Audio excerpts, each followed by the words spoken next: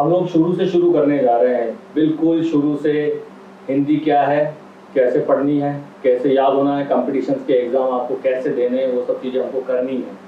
और शुरुआत से ही शुरू करेंगे, बिल्कुल शुरुआत से, जहाँ से आप छोटेपन में, बचपन में स्कूल गए थे, वहीं से शुरू करते हैं। बस वहीं से ही आपके कॉम्पिटिशन एग्ज़ाम में आना शुरू हो जाता है, पूछना शुरू हो जाता है, प्रश्न आने शुरू हो जाते हैं।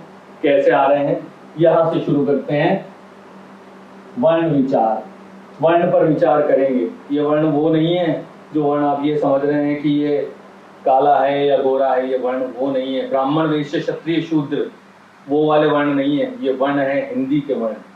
वर्ण का अर्थ पहले एक बार हम समझ लेते हैं। ध्वनियों का जो लिखित रूप होता है ना, तो ध्वनियों के लिखित रूप को ही वर्ण कहते हैं। जो परिभाषा आ जाए, मान लीजिए पूछ ले क्वेश्चन, वर्ण किसे कहते हैं, 4 ऑप्शन दे दे, पूछ ले तो लिख देना है। ध्वनियों के लिखित रूप को हम क्या कहते हैं, वर्ण कहते हैं। और ध्वनियों के लिखित रूप जो हैं वो इनसे मिलकर बनते हैं। स्वर और व्यंजन से मिलकर के ध्वनि के लिखित रूप बन जाते हैं। ध्यान रखें। अब क्या होता है, पूछ ले कि वर्णमाला क्या है, तो साहब वर्णमाला सीधी सीधी है। अक्षर यानी ये जो वर्ण है, इनका जो लिखित रूप है बेटा, वो जब एक साथ आ जाए, एक साथ लिखित रूप एक साथ आ जाए तो वो वर्णमाला हो जाएगी। ध्यान रखें, परिभाषा आपने देख ही ली। अब वर्णों में 2 भागों में वर्ण बट जाते हैं। बट जाते हैं मतलब हमें पढ़ने की दृष्टि से 2 भागों में वर्णों को देखना पड़ता है, वही स्वर और व्यंजन। तो सबसे पहले हम स्वर को पढ़ना शुरू कर देते हैं। यहीं से आपका चैप्टर आज शुरू कर रहे हैं। स्वर, स्वर क्या है? वे ध्वनियां जिनके उच्चारण में हवा आपके फेफड़ों से निकलती है और बिना रुकावट के मुंह से बाहर निकल जाती है, वो स्वर है। वो स्वर है। स्वर कितने हैं? 11 हैं। स्वर कितने हैं साहब? 11 हैं। याद रखें, बस यहीं से शुरू होते चलेंगे हम। स्वर 11 हैं। मैंने कहा था ना शुरू से शुरू करेंगे। अ, आ, ई। देख रहे होंगे आप, पहले पढ़ा हुआ है, वो कह रहे हैं कि वो सर वो मत पढ़ाओ। अरे वही पढ़ेंगे तब शुरू होगा। ऊ, री, ये री, इसके बारे में बताऊंगा बीच में, आराम से बताऊंगा, आराम से पढ़ाऊंगा। ए, आई, ओ, औ,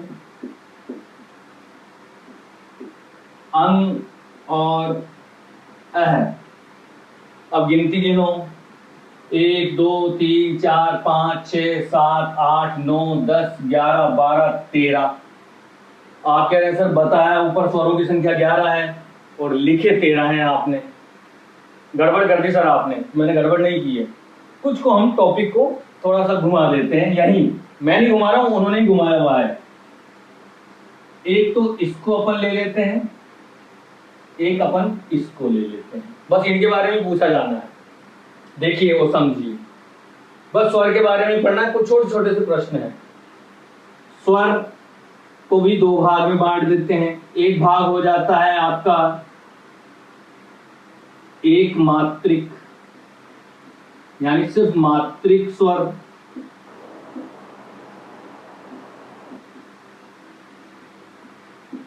एक हो जाता है द्विमात्रिक स्वर। अपन को यही पढ़ना है, यही चलना है। इसको थोड़ा सा मैं गहरा कर देता हूं। एक तो अपने से सीधी लाइन कम खींची जाती है, लेकिन अपने को तो ध्यान पढ़ने पर देना है ना सिर्फ। स्वर में एक मात्रा, अ में एक मात्रा है, ई में एक मात्रा है, उ में एक मात्रा है, इसमें ए में एक मात्रा है, ओ में एक मात्रा है। ये है एक मात्रिक स्वर, जिन्हें हम दूसरे नाम से भी जानते हैं, दूसरे नाम से। और वो दूसरा नाम है ह्रस्व स्वर। और ये द्विमात्रिक स्वर हैं, दो मात्राएं हैं, एक अ की मात्रा हो गई, एक आ की मात्रा हो गई, ई की मात्रा, एक और ई की मात्रा, ऊ की मात्रा, एक और ऊ की मात्रा, ए की मात्रा, एक और ए की मात्रा, दो मात्राएं हैं, एक की ध्यान रखना। ओ औ दो मात्राएं हैं, एक ये रही और एक ये रही।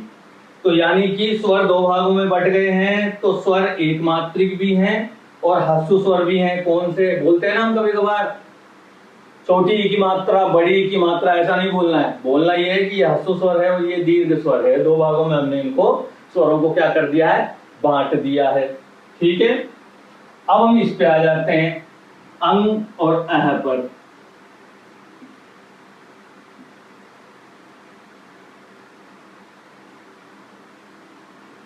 पहले तो वो समझ ही लिया कौन से 11 हैं, देख लो 1 2 3 4 5 6 7 8 9 10 ये हो गए। 1 2 3 4 5 6, इसको भी ले लेते हैं 7 8 9 10 और ये 11।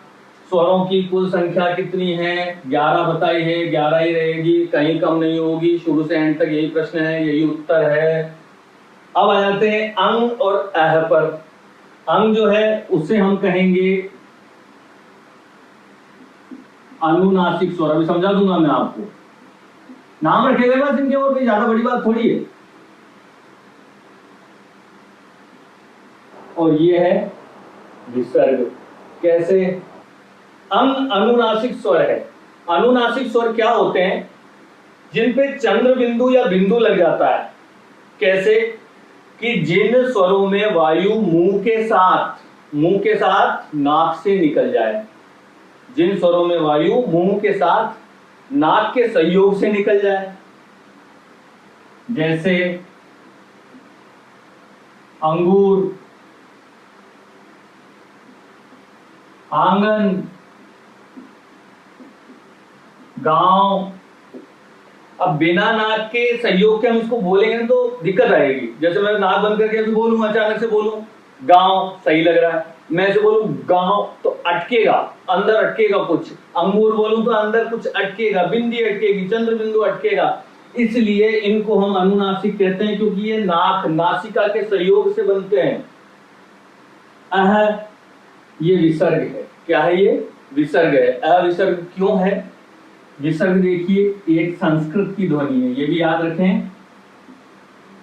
विसर्ग संस्कृत की ध्वनि है। विसर्ग कुछ शब्दों में लगता है। मैंने लिख दिया दुख। कई बार लोग कहते हैं बहुत दुख हुआ ये जान करके, ये सुन करके, ऐसे लिख देते हैं।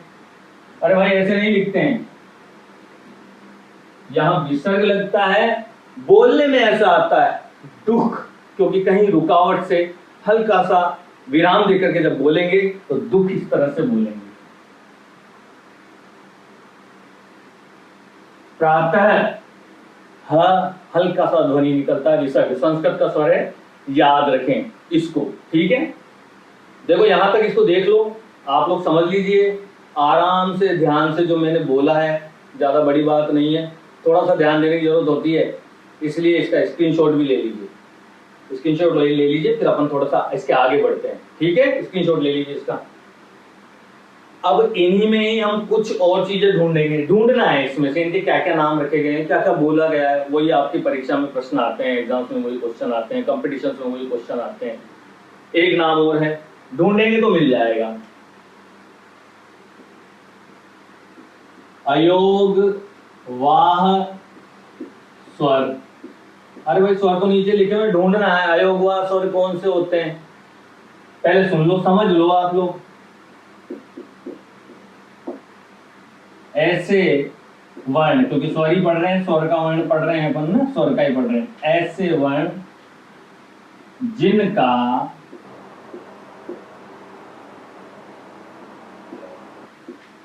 स्वरों में कोई योग ना हो। योग का मतलब जोड़ नहीं है, यहाँ योग का मतलब वो जिनकी गिनती कम आती है, स्वरों में गिनती ही नहीं आएगी इनकी। वैसे 11 स्वर हैं लेकिन स्वरों में गिनती नहीं आएगी। देखिए गिनती 2 की नहीं आई थी, इसकी नहीं आई थी, एक तो इसकी नहीं आई थी और एक इसकी नहीं आई थी। यानी कि अभी बताया मैंने जस्ट आपको अंग क्या है साहब? अनुनासिक। क्या है? अनुनासिक है। और अह यानी विसर्ग, यहां लिख देता हूं, है ना, विसर्ग। ये दो जो हैं, दो, ये क्या है आपके? अयोगवाह स्वर है। ये दो अयोगवाह स्वर हैं। अब आ जाते हैं अपन एक और टॉपिक पर। नाम ही तो याद रखने और करना क्या है? प्लुत स्वर। क्या है? प्लुत स्वर। प्लुत। अभी हमने पढ़ा था एक मात्रिक, द्विमात्रिक, ह्रस्व स्वर, दीर्घ स्वर। प्लुत स्वर होते हैं त्रिमात्रिक, यानी कि जो स्वर तीन मात्राओं वाले हैं, जो स्वर तीन मात्राओं वाले हैं वो त्रिमात्रिक कहलाएंगे। इसमें तीन मात्राएं किस में आ रही हैं सर? कहीं नहीं आ रही है। तीन मात्राएं कहीं नहीं आ रही। आ जाती है, कुछ लिखते हैं ना तो आ जाती है, बोलते हैं तो भी आ जाती है। कुछ शब्द आपने ऐसे देखे होंगे जरूर जिनमें ऐसे स्वर लग जाते हैं जिनमें हम सोचते हैं कि बोले क्या, लेकिन आ जाते हैं। देखिए ये यहां प्रयुक्त होती है।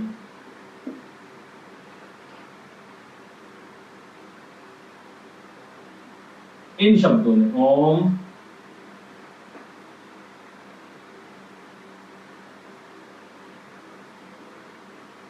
राम, या कभी कभार ऐसे जोर से बोल देते हैं चलो, इधर चलो, उधर चलो। त्रिमात्रिक, मात्राएं लगती नहीं, त्रिमात्रिक बोल देते हैं। प्लुत स्वर है इस तरह से। एक मात्रा ये हो गई, यानी एक स्वर ये हो गया, एक स्वर ये हो गया, और म पर लगने वाला भी एक स्वर हो गया। म में आ का स्वर है, इसको हमने खींचा, जोर से बोला तो स्वर आगे बढ़ रहा है, और ये स्वर तो पहले से ही है।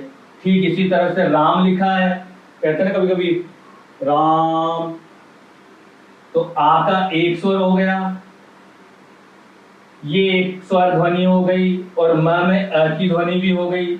तो क्या हो गया? त्रिमात्रिक हो गया ना। बस इतना सा याद रखें, प्लुत स्वर यानी त्रिमात्रिक स्वर होते हैं प्लुत स्वर। तो आपको स्वरों से बातचीत करनी है, स्वर तो खुद ही आपकी बातचीत का अंदाज प्रकट कर देते हैं, लेकिन स्वरों से आपको बातचीत करनी है तो चल ही रहे हैं इसी लाइन पे। बस यहां इसको जान लेते हैं थोड़ा सा। बोलते हैं ना री से ऋषि, मात्रा भी है इसकी, हर स्वर की एक मात्रा है, री से ऋषि की भी मात्रा है। इसको क्या बोलते हैं? इसको हम बोलते हैं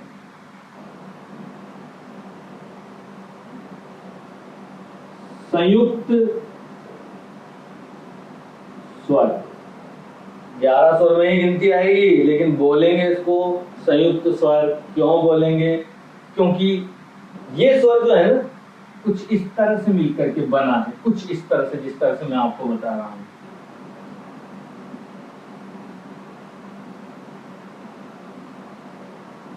र और ई से मिलके बना है।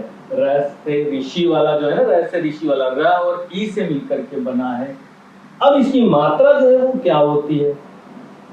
इसकी मात्रा ऐसे लगती है साहब, जैसे हम लिखते हैं ना, आप बोलते हैं कृपा, नोट कृपा, कृपा। ध्वनि यही है, र और ई की संयुक्त स्वर है, ध्यान रखना, कृपा। और फिर आ जाते हैं तो दृष्टि। कभी कभार ये शब्द भी पढ़ लेते हैं, मातृभूमि, मातृभूमि नहीं, मातृभूमि। क्या पढ़ेंगे आप लोग? मातृभूमि, मातृभूमि। दृष्टि, कृपा। मीनिंग भी देख लेते हैं ना कभी कभार, KRIPA। दृष्टि में भी देखेंगे तो DRISHTI। समझ गए? तो ये जो ध्वनि है कौन सी? ये री वाली आपकी ध्वनि, बार बार इधर उधर चली जाती है। री से ऋषि। कोई कह देते हैं, एक छोटे बच्चे से किसी ने पूछ लिया टीचर ने कि ना ये जो री है ना, इसकी मात्रा लगा करके 10 शब्द बना के लाइए। अब उसको कोई शब्द ही नहीं पता पड़ रहा है, वो सिर्फ एक ही शब्द लिख करके गए, ऋषि। और अपन इतने लिख सकते हैं, ये लो साहब, प्रकृति लिख सकते हैं, सृष्टि लिख सकते हैं, मृत्यु लिख सकते हैं। ये री से ऋषि वाली जो ध्वनि है ना, इसलिए इसको हम संयुक्त स्वर की गिनती में ले लेते हैं। ठीक है, थैंक यू।